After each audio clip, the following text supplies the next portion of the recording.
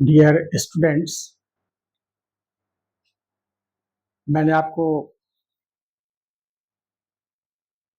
Tense पढ़ने के क्रम में जितनी चीज़ों की आवश्यकता होगी उन सारी चीज़ों का जिक्र मैंने आपको कर दिया। तो मेनली ये 4 प्रकार के चीज़ हैं जिनकी आवश्यकता आपको पड़ेगी। वह है, बार बार मैं आपको बोलता हूँ, सब्जेक्ट, वर्ब, ऑब्जेक्ट और complement. Subject, verb, object, complement, ये 4, और ये चारों को मैंने पढ़ा दिया है आपको। एक मेरे पास और फॉर्मूला है जो आप पढ़े हैं, उसकी जानकारी तो वो जरूरी थी। और अभी मैं आपको एक नया चीज़ बता रहा हूँ। नया चीज़ नहीं कहें, इसकी चर्चा मैं पहले भी आपको मैंने बतलाया है। अभी फिर उसी के संदर्भ में फिर मैं ये सब्जेक्ट, ऑब्जेक्ट, कंप्लीमेंट पहचानने का एक तरीका बता रहा हूँ, और ये हिंदी व्याकरण से है।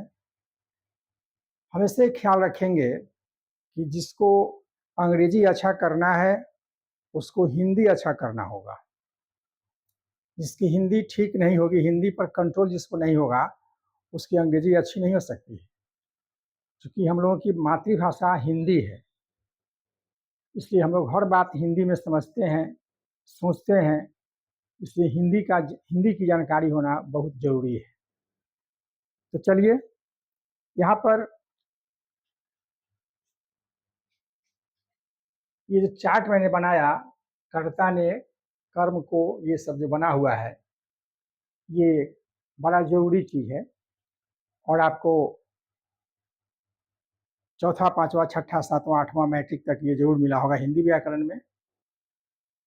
वही चीज़ यहाँ पर आ गया है, और उसी के हिसाब से हम आसानी से सब्जेक्ट, ऑब्जेक्ट, कंप्लीमेंट पहचान सकते हैं। वर्ब की इसमें कोई गुंजाइश नहीं है, क्योंकि इसकी परिभाषा भी है कि क्रिया की उत्पत्ति में जो सहायक हो उसी को कहते हैं कारक। ये कारक प्रकरण वही है। तो इसमें क्रिया की चर्चा नहीं है, लेकिन क्रिया होने के लिए सब चीज चाहिए, तब जाकर के कोई काम होता है। तो यहाँ पर आप कहीं भी देखेंगे ने लिखा हुआ है, ने लिखा हुआ है।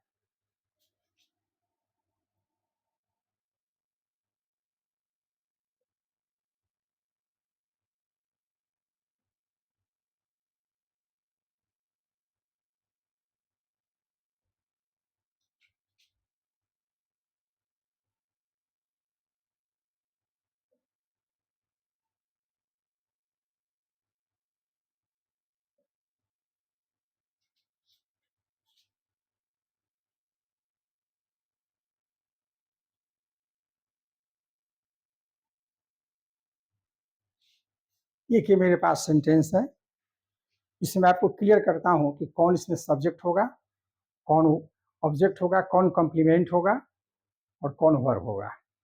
इससे आपको पता चल जाएगा। एक एग्जाम्पल से आपको मैं बताना चाहता हूँ। तो यहाँ पर साफ साफ लिखा हुआ है, कर्ता ने, कर्ता ने लिखा हुआ है। किसी भी शब्द, ये देखिए ने लगा हुआ है, ने के पहले जो शब्द आएगा वह क्या होगा?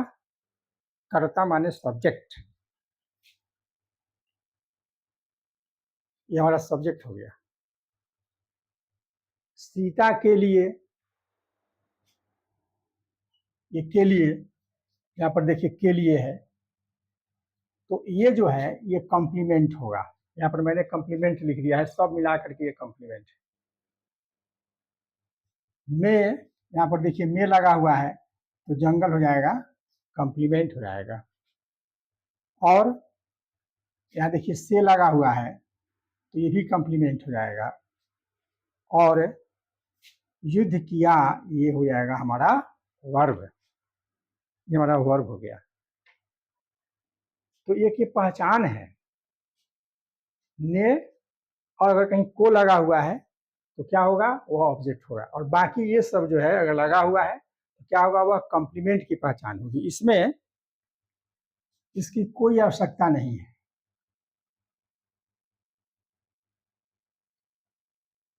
इसकी कोई आवश्यकता नहीं है। ये बच गया से, के लिए, से, में, पर। इतना शब्द आप देखेंगे कहीं पर लगा हुआ है तो झट से आप कह देंगे कि ये क्या है, कॉम्प्लीमेंट है।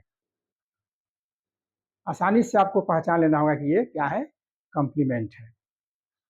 तो इस वाक्य में देखिए सब्जेक्ट, इसमें ऑब्जेक्ट नहीं है। ऑब्जेक्ट नहीं है क्योंकि ये जो युद्ध, ये जो है युद्ध करना इंट्रांजिटिव वर्ब है। युद्ध करना इंट्रांजिटिव वर्ब है। तो इंट्रांजिटिव वर्ब में ऑब्जेक्ट नहीं होता है, आपको मैंने बतलाया है। इंट्रांजिटिव वर्ब उसे कहते हैं जिसमें ऑब्जेक्ट की आवश्यकता नहीं पड़ती है, जिसको ऑब्जेक्ट नहीं चाहिए, वह क्या होता है, इंट्रांजिटिव होता है। तो इस वाक्य में क्या है, ऑब्जेक्ट नहीं है इंट्रांजिटिव वर्ब होने के कारण। बाकी देखिए से, के लिए, से, में, पर, ये दोनों, ये 1 2 3 4 5 ये शब्द है जो पहचान है कॉम्प्लीमेंट का। आप आसानी से पहचान लेंगे कि ये कॉम्प्लीमेंट है। इससे ज़्यादा आसान कोई तरीका नहीं हो सकता है पहचानने का। और जब हम पहचान लेंगे तो हम फॉर्मूला बैठा देंगे, SVOC बैठा देंगे। अब ये देखिए जरा सा कुछ और, यहाँ 0 लिखा हुआ है, तो 0 का मतलब क्या हो गया कि ने नहीं भी हो सकता है। जैसे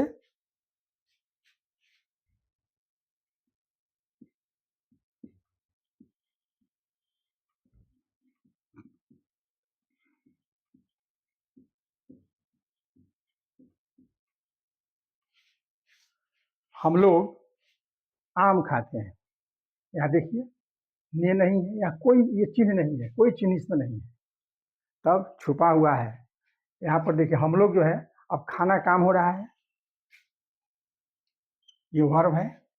वर्ब को तो पहचानना बहुत जरूरी है, बिना वर्ब पहचाने हुए ये कोई काम हो नहीं सकता है। वर्ब को पहचानना है बिल्कुल जरूरी है। तो ये वर्ब हो गया। तो काम करने वाला को सब्जेक्ट कहते हैं, हम लोग सब्जेक्ट हो गया। आम खाते हैं माने आम को खाते हैं, इसमें को जो है छुपा हुआ है, तो ये आम क्या हो गया, ऑब्जेक्ट हो गया सब्जेक्ट वर्ब ऑब्जेक्ट, पता चल गया। अब इसी को अगर थोड़ा लंबा कर देते हैं,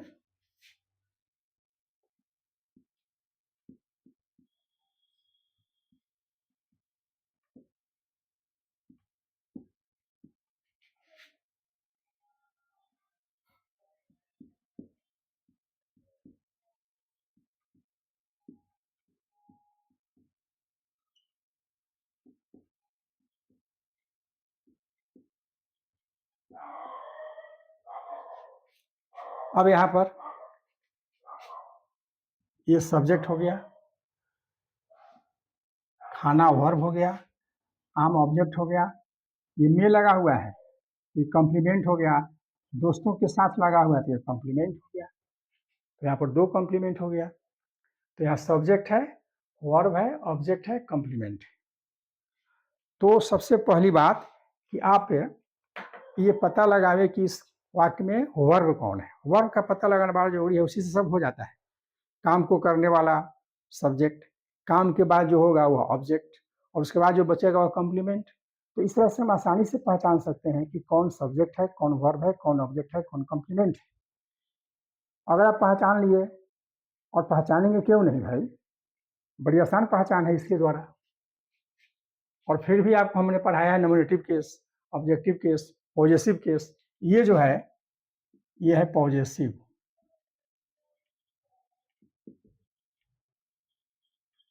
ये पॉजेसिव केस है।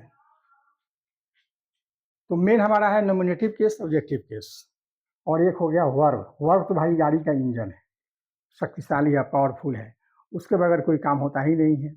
तो आप जो है वर्ब को पहचानिए, और वर्ब को पहचान लेने के बाद सब काम आसान हो जाता है।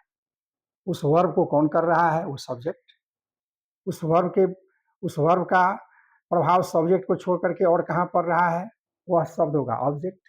और कॉम्प्लीमेंट का तो बहुत आसान पहचान है ये। तो इस तरह से हम पहचान लेंगे। तो पहचानना बहुत ज़रूरी है। जब हम पहचान लिए अब, तब हम टेंस की शुरुआत करेंगे। और अभी हम आपको दूसरे वीडियो में डालते हैं कि टेंस नया चैप्टर जैसे शुरू करते हैं हम। तब तक के लिए जय हिंद।